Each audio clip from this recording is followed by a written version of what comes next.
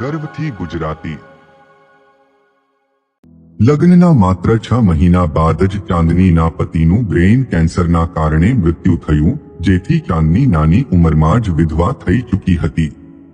પતિના મૃત્યુ બાદ હવે એ હંમેશા માટે એના પિયર આવી ચૂકી હતી, પરંતુ એના માતા પિતાએ ક્યારે એને બોજ સમાન નહોતી ગણી।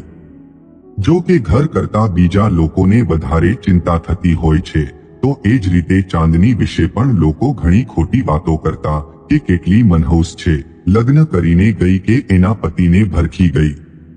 ઘણા લોકો તો એનાથી દૂર રહેતા, એ સામેથી આવતી હોય તો રસ્તો પણ બદલી નાખતા। લોકોના આવા વર્તનથી ચાંદનીને ઘણું દુઃખ થતું, પણ લોકોની વિચારસરણીનું કશું કરી શકાય એમ નહોતું। સમય જતાં એણે ઘરની બહાર જવાનું જ ટાળી દીધું। ચાંદની આખો દિવસ પોતાને ઘરના કામકાજમાં વ્યસ્ત રાખતી, જેથી મનમાં ખોટા વિચાર ન આવે, ન લોકોની વાતો પર ધ્યાન જાય। એની મોટી બહેન અનન્યાના લગ્ન પણ એના પહેલા થઈ ચૂક્યા હતા અને એને સારો પતિ તથા પરિવાર મળ્યો હતો, જેથી એ સાસરીમાં ઘણી ખુશીથી રહેતી હતી। ક્યારેક ક્યારેક એ પિયર રહેવા આવતી તો અનન્યાને જોઈને એને મનમાં ઘણું થતું કે હું કેટલી બદનસીબ છું, લગ્ન તો થયા પણ લગ્ન જીવનનું સુખ હું ભોગવી પણ ન શકી અને મારા પતિને ખોઈ બેસી।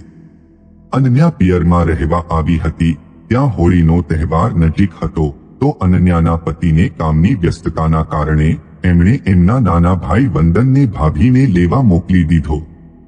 વંદન જ્યારે અનન્યા ભાભીને લેવા એમના ઘરે પહોંચ્યો તો અનન્યાના પપ્પાએ કહ્યું કે લગ્ન બાદ અનન્યાનો પહેલો તહેવાર છે, તો એ અહીં જ તહેવાર કરશે, એ સાસરે હોળી પછી આવશે। વંદન થોડો આજ્ઞાકારી અને જિદ્દી સ્વભાવનો હતો। એણે કહ્યું કે મને તો ઘરેથી ઓર્ડર મળ્યો છે કે ભાભીને ઘરે લઈને જ પાછો આવજે, તો હું તો ભાભીને લીધા વિના પાછો જવાનો જ નથી। વંદન બહાર ઢાળેલા ખાટલામાં બેસી ગયો અને અનન્યા બહાર આવે એની રાહ જોવા લાગ્યો। ત્યાં બહાર બેઠા બેઠા એની નજર ચાંદની પર પડી। એ ભેંસોનો તબેલો સાફ કરી રહી હતી। એ ઊભો થઈને ચાંદની પાસે પહોંચ્યો અને જ્યારે ચાંદની એના સામે ફરી તો એ ચકિત રહી ગયો। સફેદ રંગની સાડી પહેરીને શરીર પર કોઈ પણ ઘરેણાં વિના પણ ચાંદની એકદમ સુંદર લાગી રહી હતી। એનો ચહેરો સાદગી અને સુંદરતાથી ભરેલો હતો।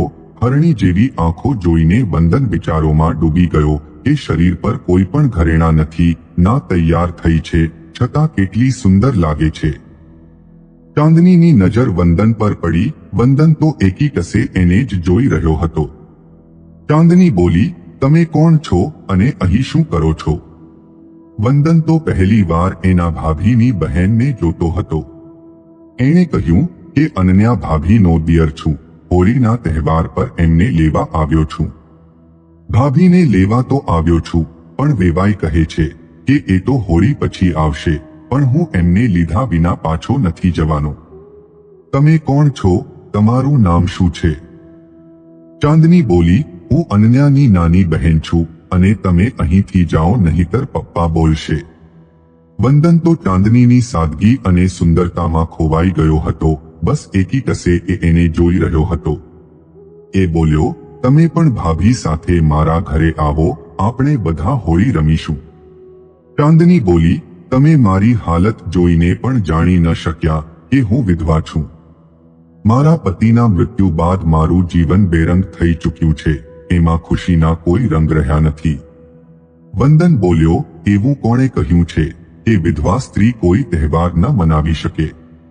તમે તો આટલા સુંદર છો, તમારા સાથે તો કોઈ પણ લગ્ન કરવા રાજી થઈ જાય, તો તમે શા માટે તમારું જીવન આ રીતે વેડફી રહ્યા છો? તમે વિધવા થઈ ગયા તો એમાં તમારો કોઈ દોષ નથી, તમને પણ ખુશ રહેવાનો હક છે। ચાંદની બોલી, એ બધું આપણે કહીએ સમજીએ, પણ આ દુનિયાને કોણ સમજાવે, માટે હું તમારા સાથે નહીં આવી શકું। થોડી વાર બાદ વંદનના ભાભી આવ્યા અને એને ઘરમાં લઈ ગયા। ઘરમાં જઈને વંદન હાથ પગ ધોઈને ફ્રેશ થઈ ગયો। પછી ભાભીએ રાતનું ભોજન તૈયાર કર્યું અને દિયરને પ્રેમથી જમાડ્યું। થાકના કારણે વંદનને તરત ઊંઘ આવી ગઈ અને સીધો સવારે ઉઠ્યો। ઉઠતાની સાથે એ બહાર દાતણ કરવા ગયો તો ચાંદની ભેંસોને ઘાસ ચારો નાખી રહી હતી. વંદન હાથમાં દાંતણ લઈને એના પાસે પહોંચ્યો અને વાત કરવા લાગ્યો. ચાંદનીએ કહ્યું, તમે અહીંથી જાઓ, મને અજાણ્યા પુરુષ સાથે વાત કરતા જોશે તો સારું નહીં લાગે. પરંતુ વંદન માને એમ નહોતો. મોકો મળતા એણે એના ખિસ્સામાંથી રંગનું પેકેટ કાઢ્યું અને ચાંદનીના ગાલ પર રંગ લગાડી દીધો. ચાંદની બોલી, આ તમે શું કર્યું? કોઈ જોઈ જશે તો મારો જીવ લઈ લેશે. તમે ભૂલી ગયા છો કે હું એક વિધવા છું. વંદન ચાંદનીનો હાથ પકડી બોલ્યો, ચાંદની, મને કોઈ ફરક નથી પડતો કે વિધવા છે કે પછી કુંવારી. તો આ હોળી ભલે મારા સાથે ન મનાવે, પરંતુ આગળના જીવનના બધા તહેવાર હું તારા સાથે ઉજવવા માંગુ છું. ચાંદની બોલી, આ શું કહો છો? એક વિધવા સ્ત્રીના ગાલ પર રંગ લગાડી દીધો. ગામનું કોઈ જોશે તો મને ગામની બહાર કાઢી મૂકશે, અને તમે જે કહો છો એ કોઈ કાળે શક્ય જ નથી. વંદન બોલ્યો, એવું કશું નહીં થાય. આ રંગ લગાડી હું તને વચન આપું છું કે આજથી તું મારી થઈ અને હું તને લગ્ન કરીને અહીંથી લઈ જઈશ. ચાંદનીની આંખો આંસુથી ભીંજાઈ ગઈ. એ બોલી, હું મારા લગ્ન બાદ થોડા સમયમાં જ મારા પતિને ખોઈ બેઠી છું, તો આ બધાથી હવે મને ખૂબ ડર લાગે છે. વંદન બોલ્યો, ચાંદની, હવે તારે ડરવાની કોઈ જરૂર નથી. હું મારા વચનને કોઈ પણ કાળે નિભાવીને બતાવીશ. બસ તું મારા પર વિશ્વાસ રાખ. ચાંદની બોલી, હું વિધવા સ્ત્રી છું. ફરી લગ્ન કરીશ તો ગામવાળા મારા વિશે શું કહેશે? વંદન બોલ્યો, ગામવાળાના વિચારોથી મારે કોઈ મતલબ નથી. એ લોકોએ એમના વિચારો બદલવા પડશે. ચાંદની બોલી, વિધવા સમજી મારા પર દયા કરી રહ્યા હોય એવું લાગે છે. વંદન બોલ્યો, હું કોઈ એવો પુરુષ નથી કે ખોટી વાતો કરી તને ફસાવી રહ્યો છું. હું તારા અને મારા ઘરના લોકોને મનાવીને જ તને અહીંથી લઈ જઈશ. ચાંદની બોલી, તમે અહીંથી જાઓ. હમણાં દાદી ભેંસો દોહવા આવશે અને આ રીતે જોશે તો મારું આવી બનશે. વંદન ત્યાંથી દાંતણ કરવા ચાલ્યો ગયો. ચાંદની એના મોઢે લાગેલા રંગને ધોવા પાણીના બોર પાસે ચાલી ગઈ અને ત્યાં જઈને એણે ગાલ પર લાગેલો રંગ ધોઈ નાખ્યો. ત્યારબાદ એ ઘરે જઈને અરીસામાં જોવા લાગી કે ગાલ પર રંગ રહી તો નથી ગયો. ચાંદનીના ગાલ પરનો રંગ તો ધોવાઈ ગયો હતો, પણ એના મનમાં જે વંદનના પ્રેમનો રંગ લાગી ગયો હતો એના કારણે ચાંદનીના મુખ પર અલગ ચમક દેખાઈ રહી હતી. ક્યાંક ને ક્યાંક એના મનમાં પણ વંદન માટે પ્રેમ જાગી રહ્યો હતો. બપોર થતા વંદનની જીદના કારણે ભાભી સાસરે જવા રાજી થઈ ગયા અને બંને ઘરેથી નીકળી ચૂક્યા હતા. ચાંદનીની આંખોમાં આંસુ હતા કે એક અજાણ્યા પુરુષે મને રંગ લગાવ્યો છે, વચન આપ્યું છે.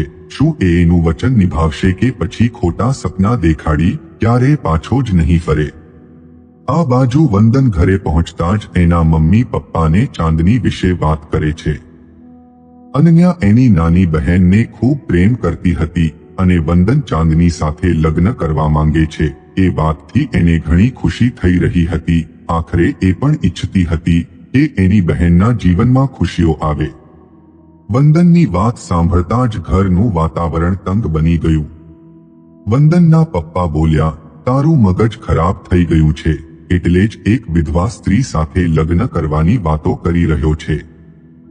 વંદનના પપ્પા એના મમ્મીને કહેતા બોલ્યા, સમજાવ તારા દીકરાને, વિધવા સાથે પરણવાનો શોખ ચડ્યો છે.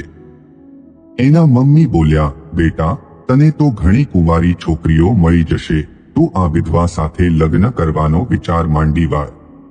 વંદન બોલ્યો, મમ્મી, મને સમજાવવાનો કોઈ મતલબ નથી. મેં નક્કી કરી લીધું છે કે હું લગ્ન કરીશ તો ચાંદની સાથે, બાકી તમે નહીં માનો તો પણ હું એને જ લઈને આવીશ.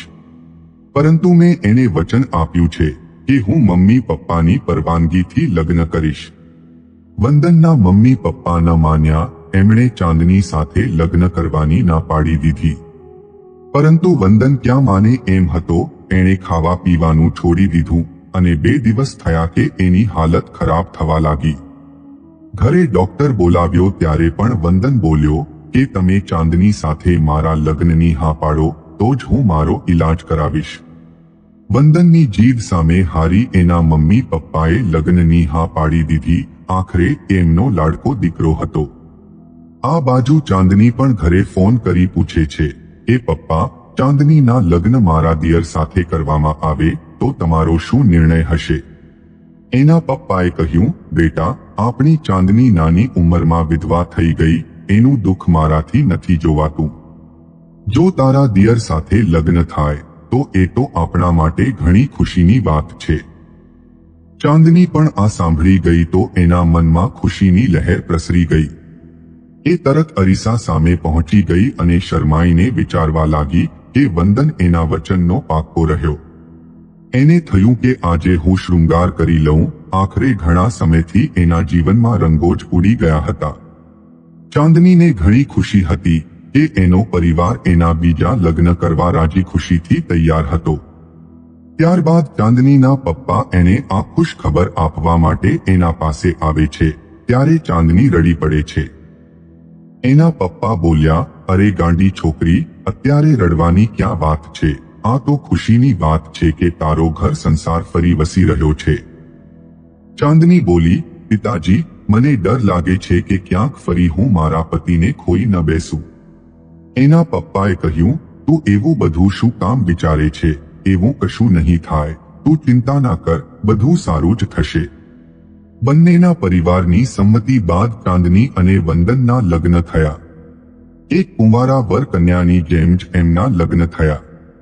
લગ્નમાં બધા ગામવાળા પણ સામેલ થયા અને બધા ખુશ હતા કે એક વિધવા દીકરીનું ઘર ફરી વસી રહ્યું છે. લગ્ન કરીને ચાંદની સાસરે આવી તો એણે વંદનના હાથમાં એક કાળો દોરો બાંધ્યો અને બોલી, આ દોરો તમે ક્યારેય ન કાઢતા, આ તમને ખરાબ નજરથી બચાવશે. વંદન પણ ખુશીથી ચાંદનીના હાથે દોરો બંધાવે છે. એના પાછળ એનો નિસ્વાર્થ પ્રેમ અને એને ખોવાનો ડર સાફ દેખાઈ રહ્યો હતો. મિત્રો, વિધવા સ્ત્રીને પણ જીવવાનો અધિકાર છે. જો એના બીજા લગ્ન કરીને એનું જીવન સુધરી જતું હોય તો એમાં ખોટું શું છે?